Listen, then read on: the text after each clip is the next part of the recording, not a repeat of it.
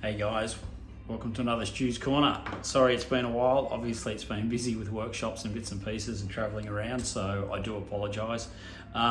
Today's Stu's Corner is a cracker because it's something that I see probably on a regular basis, and obviously we're going to be talking shoulders, in particular subacromial bursitis, which gets thrown around a lot, there's no doubt about it, and it's one of those that does go sort of under the radar a little bit. Bursitis does get thrown around a lot, there's no doubt about it. So I had a young guy, well, not actually young guy, probably similar age to me, strong man, does a bit of powerlifting as well, and obviously had overloaded the shoulder with a lot of the overhead press stuff that they do. Got really quite nasty, had some significant little impingement signs, there's no doubt about it.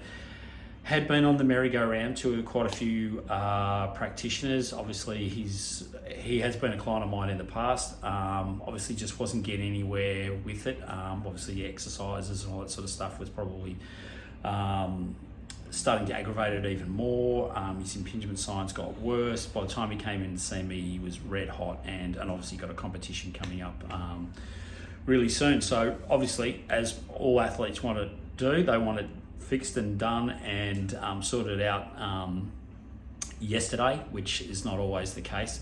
So the first treatment, obviously there's a lot of tonicity, a lot of really hot trigger point work going on in and around his shoulder. But to be honest, he was super hot right out in his supraspinatus attachment.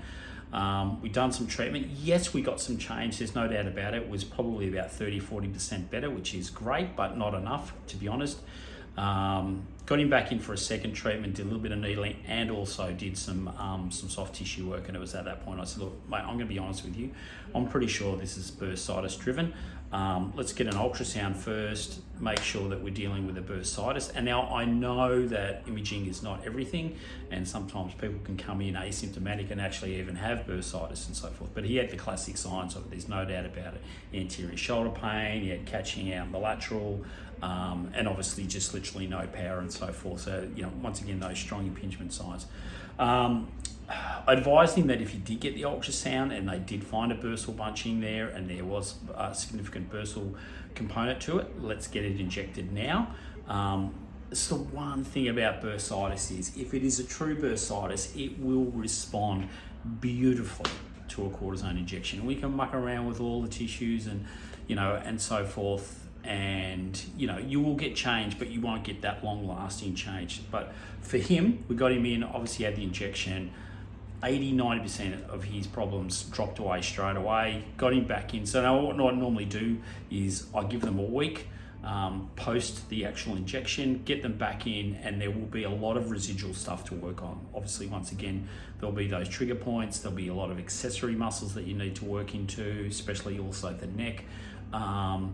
So, I think the take home here is, really at the end of the day, if you're thinking it is bursitis and there is a bursitis component to it, there's no doubt there will be soft tissue stuff and there will be weakness, there's no doubt about it. But let's get on top of the irritability straight away and the cause of the actual problem. And like I said, if it is a true bursitis, the injection will make a massive difference. If the injection doesn't work, then you probably be safe to say that it isn't a true bursitis. Okay, because that's the one good thing about these cortisone injections, the guided ones, is the fact that they'll get a fairly good response straight away. So just keep that in the back of your mind. But also remember, give them a week after the injection, just for things to settle down, and then get them back in, and then you can start your soft tissue stuff, and they will more than likely might need some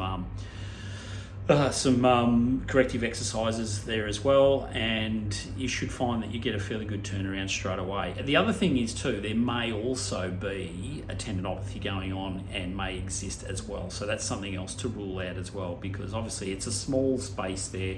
You also want to see if there may be a beta chromium every now and then, which may be impinging onto either the soft tissue and the subacromial space, so that also needs to be ruled out as well. But please keep in mind that if you're not getting anywhere with those clients, that you may need to refer them off for some imaging to see if it is related to a bursitis. And as I said, if it is and it does show up and there is bursal bunching on abduction and so forth, and they're seeing that there are some strong impingement signs, do the due diligence and maybe get them off to get an injection, see how they respond. If they respond beautifully, then you know you're probably dealing with a bursitis. If you're not, and they don't get a good response, then more than likely it isn't. Maybe it is the tendinopathy that's going on there or some other pathology going on in the subacromial. Anyway, guys, just for 10 cents worth on this one.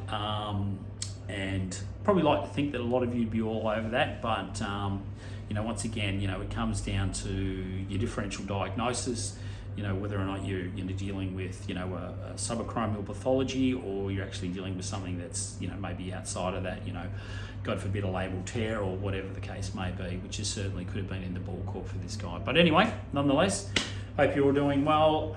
Bloody be awesome at what you do. See you for the next one. See you guys.